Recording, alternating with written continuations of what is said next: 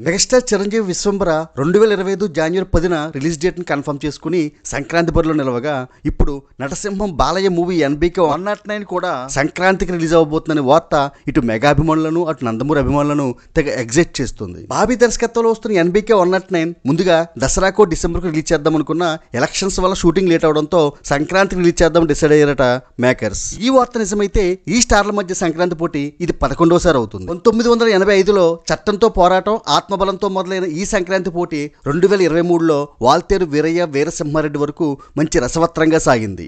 ఈ పోటీలో కొన్నిసార్లు మెగాస్టార్ పైచేయి సాధిస్తే కొన్నిసార్లు ఎన్బీకే పైచేయి సాధించారు. ఒకే జనరేషన్ చెందిన ఈ స్టార్ హీరోలిద్దరికి ఎవరి ఇమేజ్ వాళ్ళకు ఉంది, ఎవరి ఫ్యాన్ ఫాలోయింగ్ వారికి ఉంది. వీరి మధ్య ఎప్పుడు పోటీ జరిగినా అభిమానుల కోలాహలంతో బాక్సాఫీస్ పోరు నువ్వా నేనన్నట్టుగా సాగుతుంది.